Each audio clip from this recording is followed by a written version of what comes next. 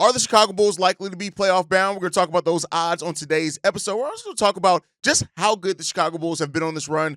Probably not as good as some people are expecting. We're going to talk a little bit about that. Plus, we're going to look at the Bulls most likely to be traded this offseason and preview tonight's game. We're going to get to all that and more right after this.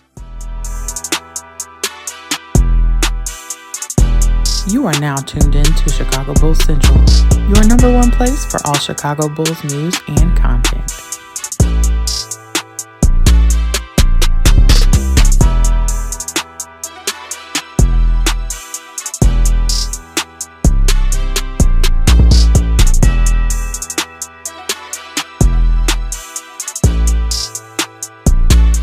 What's going on, Bulls fans? Welcome to another episode of Chicago Bulls Central, your number one spot for everything Chicago Bulls related. I'm the host there, Haize, but more importantly, you guys can follow the channel at Bulls Central Pod on every social media platform we happen to be on. With that said, let's go ahead and get into this content for today, y'all. And the Chicago Bulls, right? The Chicago Bulls, winners of 5 of their last 6, a team that right now has moved out of the bottom 8-9 teams in the league. They now have the 10th worst record in the league, which has completely dropped and cut down their lottery odds. Pro tanking fans everywhere are in calamity. But, this Bulls team, while they have played very much better over this stretch, right?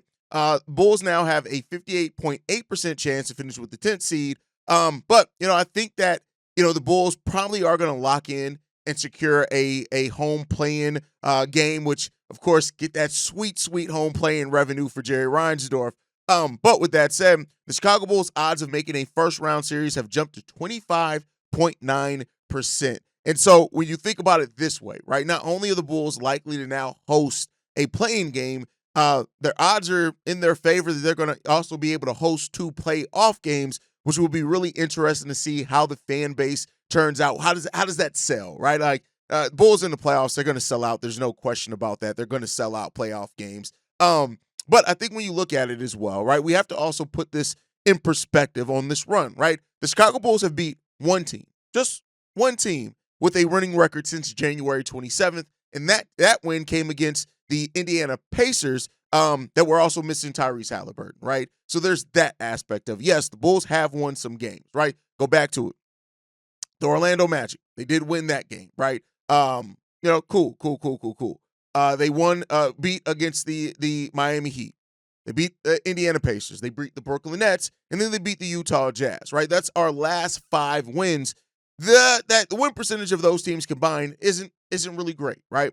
And so the thing that of course I know my pro tanking fans have, but not even about the tank, right? Just being in realism, is that these next few games, not against the Phoenix Suns tonight.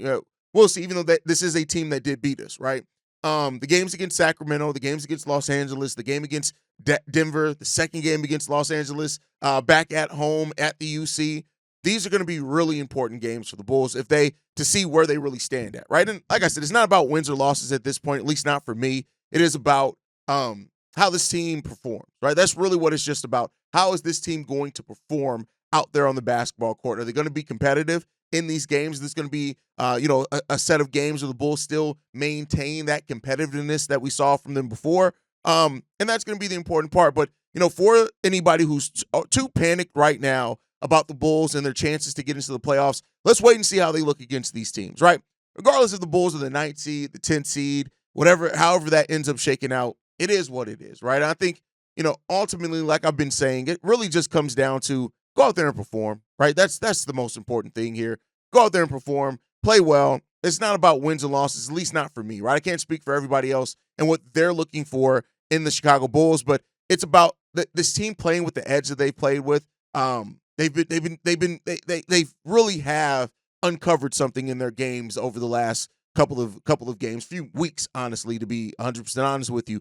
And, of course, getting Josh Giddey back, likely now to return, either against Phoenix or against Sacramento. So either tonight or tomorrow. I'm sure as we're getting closer to game time, we'll find out kind of more on what that process looks like for Josh Giddey. But it's just about the things that we continue to see from this team, right?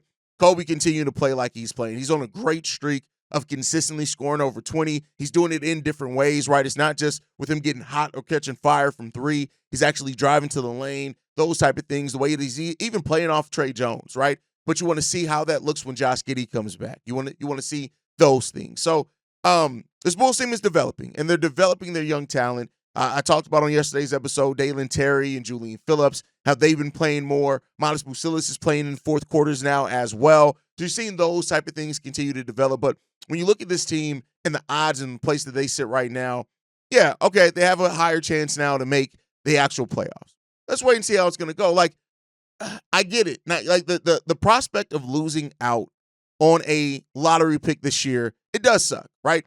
And that's as somebody who I want to see this team compete. I want to see this team play. I love watching these young players actually come out here and play the game of basketball and the growth and development that they're doing, right?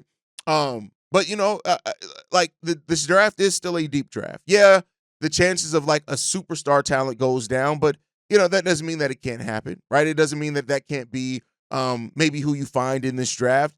At the end of the day, it's all about playing odds. Everything's about playing odds.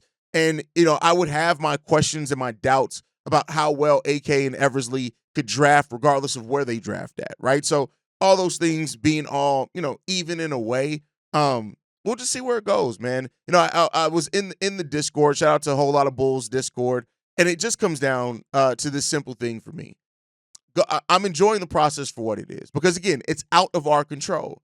So whatever enjoyment I can get out of it as far as seeing these guys go out there and compete, I love to see a team with identity. And this does feel like a team that has an identity now, and we'll see if that goes into next season. But, let's brace ourselves for whatever happens. We can assess the damage and assess the the results of everything in the offseason. We have a whole offseason to go over where this team's going to be, where this team's not going to be. We have a whole offseason to do that. And that's what we'll use the offseason for, right? We'll you guys know we'll get into the weeds here. And we'll see where everything sits at. Right now, there are some things that we look at and they're going to be tough evaluations over the decision to keep Vooch, to keep Lonzo, right? Those type of decisions as we get towards that it's going to be tough to assess, but we'll do that. And right now I'm focused on the players. I think that's the most important thing for me right now is the players, right? And I am seeing growth from these young guys. I'm seeing growth from Coby White, seeing growth from Dalen, from Julian, from Modest, right? You're seeing these guys, and you don't want to develop a losing mindset, right? I'm somebody who I think that, people say, well, when you tank, you develop a losing mindset. And to me, it depends on how many of those players you decide to stay around while you're tanking. But as we've said multiple times, and as this team has shown the results, right? I'm in a results-based business. The results that we're seeing from this is that, guess what? This team's not tanking. So we can talk about the merits of tanking all day long, but for a team that's looked at it and said, this is not what we're doing, it's not what we're doing, right? But with that said, we'll see where everything falls and sits for this team. Like I said, we'll assess the damage in the offseason. Let's talk about another topic, right? Are the Bulls likely to make a major trade this offseason? And this spurs from another conversation with Vaughn, who you guys will see in the comment section. Vaughn's a good dude. But, are the Bulls likely to make a major trade this season? And here, this offseason, I should say. And I'm still leaning towards no, right? I get it that we've looked at it and we thought, oh, well, they can make these string of deals. AK really has not really been that type of GM where you make a string of deals in the offseason. Like, look at it this way. This past offseason, what did we do? We traded Alex Caruso to bring in Josh Giddey. We then also did a sign and trade for DeMar DeRozan, but it was clear that we were letting him walk. We did sign other players, right, because we had the space, right, to be able to do so. But it wasn't like the most active that AK's ever really been in one offseason was his first offseason here. Well, second offseason technically, right? When we got Alex Caruso, when we got DeMar DeRozan, when we got Lonzo Ball, right? When we did those moves, that was kind of the most active, singular, active offseason that AK has had. But there are candidates to be moved this year, right? And let's go through these candidates and see what the likelihood they are going to be moved at, right? Nikola Vucevic is one that's commonly talked about, right? The Bulls moving on from Vooch. And while the Bulls have Zach Collins, they have Jalen Smith, they could draft a big this offseason, and it could clear the path to Nikola Vucevic being moved. What's his trade value, though, right? How has Vooch's injury and play towards the end of this season impacted that trade value? I think that's a fair question to ask, right? And I think that you have to look at this in two different ways. If the Bulls do draft a big this offseason, they could be in a place to where the return for Vooch doesn't matter because they already have who they're going to view as their young big of the future, right? Now, you can still move on from Vooch if for some reason you do not draft a big because you do have Zach Collins, you do have Jalen Smith. Billy Donovan's already showed he's not going to play three big, so you want to free up some roster spots for one of those guys. So that still puts it into either way, right? If the Bulls draft, let's say, a wing or a forward, right? Somebody who's not necessarily a center, they still could move on from Vooch because of having Zach Collins and Jalen Smith under contract next year.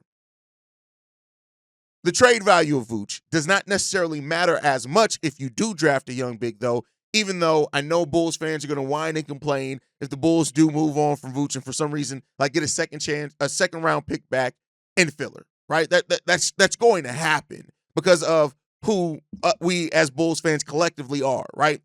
But I think that those are the two. So either way, you have a scenario in which it can make sense for Nick to move Nikola Vucevic. But if the Bulls don't have a young center here, best believe AK is going to be looking for trade value. Is he going to get that, though? It depends on what that is.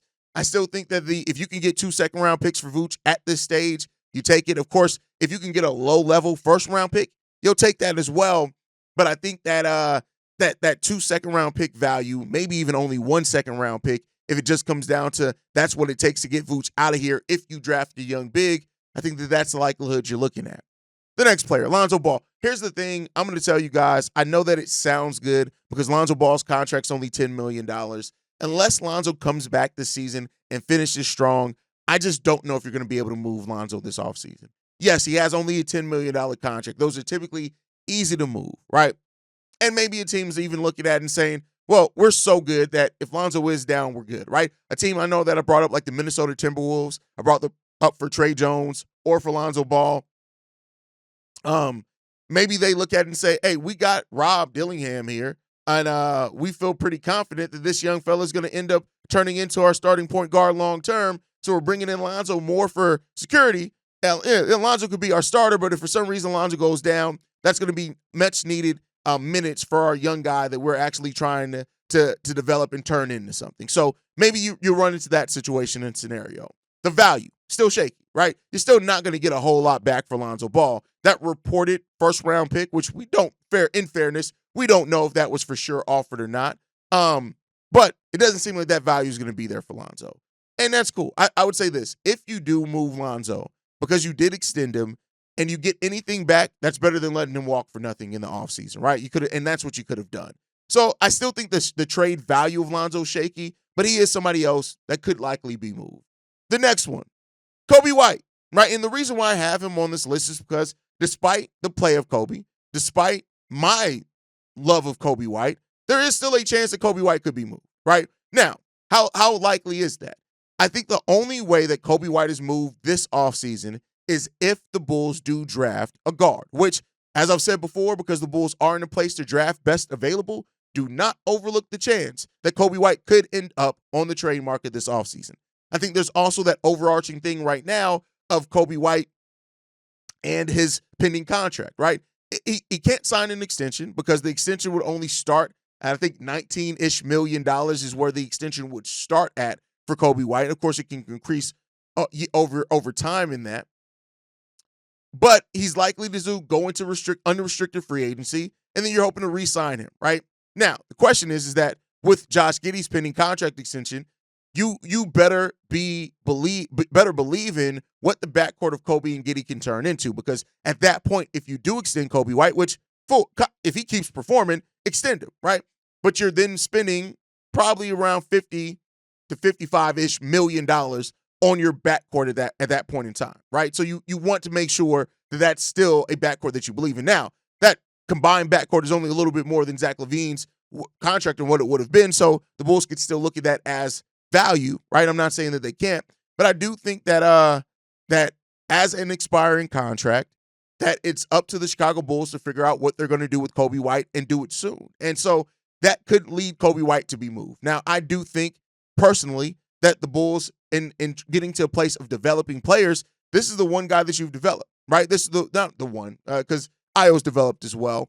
And even though he was not your draft pick, he has developed under you, and you've seen that, right? He's been in your building. And so we'll see what the future does hold, but I do think that Coby White's name could absolutely be out there on the trade market this offseason. We'll see, right?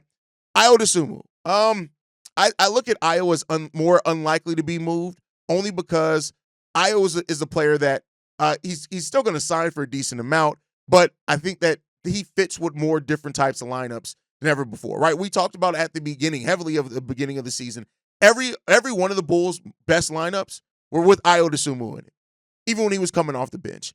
And so while Ayo had an up and down year, make no mistake about it, especially with the injury, he's still a player that really fits with any type of makeup that you have going forward. But that also could lead teams to actually call on Ayo Dosunmu, which they could make calls on there, and then we'll see what the Bulls end up deciding in that.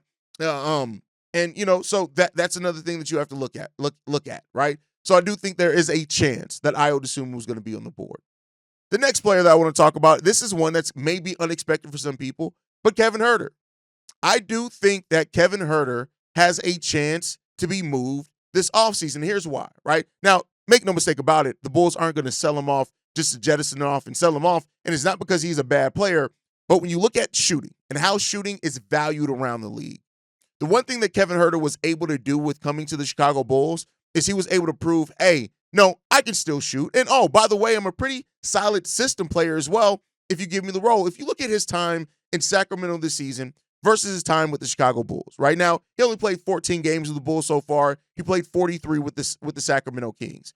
But he was shooting the ball from 30% with the Kings. He's shooting it 35%, an uptick of 5% since joining the Chicago Bulls, and he's taken more. He was only taking 4.8 three-pointers per game with the Kings. He's taking 7.5 per game with the Chicago Bulls, right? And so he's hitting that with a better volume and a better tick, and we're seeing that. Now, his field goal shooting percentage is lower. He was shooting 41% overall with the Kings, 38% with the Bulls, but when you look at it, he's only taking 4 shots per game, and 3 of those are three-pointers. So take that for what you will, right? This also player who's averaging more rebounds, more assists, right, and more steals. He's actually averaging 1.3 steals per game with the Bulls, which would be, if he did that for a full season, the highest of his NBA career, right? So, and also 7.9 points to 12 points with the Chicago Bulls. Kevin Huerter is performing much better for the Bulls than what he did for the Sacramento Kings, and I do think that there are some teams that could come calling on Kevin Huerter. And because of that, the Bulls would have to ask themselves a tough question. Do we keep Kevin Huerter because he helps increase our chances of winning? Or do we sell off Kevin Huerter because he's an expiring and we can get some picks back for him, more than likely salary cap filler and second-round picks? But that all goes down to how well do the Chicago Bulls front office value second-chance picks over productive players, because a lot of these players, if they move, Lonzo, Vooch, Huerter, are probably going to only net you back second-round picks. So that plays a part into this as well, right? Now, you have the outside chance of players like Javon Carter being included in another deal, but I don't think he's going to be the focus of a deal, right? You have those type of players, well, that type of player there. THT, Trey Jones, these are unrestricted free agents. Maybe you can get a sign and trade for Trey Jones as well. But that's really what you're looking at, right? The Bulls, I don't think, for anybody that's hoping that are going to be like the super active team this offseason, I just don't know if I see that, right? Now, I could very well be wrong on that. And maybe the Bulls are a little bit more active than we're expecting to really reshape this team and maybe gain some draft assets from teams lower in the draft during the actual draft process, which is something that we've seen before. But I think when you overall look at this, you got to be prepared here. The Bulls could very well have a nothing of a off season again. And we could very well return back with Nikola Vucevic and Lonzo Ball still on this roster. And then I would love to see how Bulls fans react to that. But yeah, enough of me being an anarchist. Thank you guys for tuning in. Let's go ahead and we're not done yet. We still got to get into this preview against the Suns. The Bulls do take on the Suns today. And this is a team that, they suck. On the season, they have a negative net rating of negative 1.2. They have a 32 and 37 record. Defense, trash, 26 defensively. But even through their struggles, they've been 9th offensively in the league on the season. Now, this is a team that's been playing much better as well over the last 5 games, even though they've still gone 2-3 over those last 5 games, where they have the 7th best net rating, the 6th best offensive rating, the 12th best defense, the 5th best true shooting percentage. And like I said, they have a record of 2-3. If you go out to that over the last 10 games, they have a net rating of plus 3.5, an offensive rating of 122, a defensive rating of 118, which is 21st. That's not great. They're number 1 in true shooting, number 1 in effective field goal shooting percentage, number 2 in assist percentage, and they have a record of 5-5. So the Phoenix Suns are a team that I know it's easy to talk about them as if they're down and out. This is still a team with talent, and the Bulls have lost to this team before. And so because of that, the Bulls cannot come into this game. They can't go into any game lightly for the remainder of the season. The Phoenix Suns right now are only 1 game behind of being into that 10th spot and going into the play-in tournament in the Western Conference. And when you look at the team that's above them in the Dallas Mavericks, there's more reason to believe than not that this team is maybe trending upwards. And that's where it could get dangerous for the Chicago Bulls today. That brand of defense that we've seen has to be on point today, right? You have to be on point for this. And if you're not, it could get ugly for you. I know that the Suns have been struggling, but they still got a Kevin Durant that's averaging 26 points, a Devin Booker that's averaging 25 points, where Grayson Allen, who's always played the Bulls tough, Tyus Jones, the brother of Trey Jones that's on our team. This is still a game that you cannot come in here taking lightly, and if you do, you will get punched in the face. So let's see which Bulls team shows up today, right? This has been less of the bipolar Bulls and more of the overachieving Bulls here over the last couple of weeks. But let's see which team shows up tonight. But that's my time for today, guys. Make sure you guys are following the show at Bulls Central Pod. You can send us any feedback, questions, comments, concerns, bullscentralpod@gmail.com. Lastly, if you want to leave a text message and our voicemail for the mailbag, the number to do so, 773-270-2799. We are the number 1 spot for everything Chicago Bulls related, but that's thanks to you lovely and beautiful people. And like I like to end every episode on, go Bulls. Love you guys. See you right if you can, y'all. Peace. This has been a presentation of the Break Media.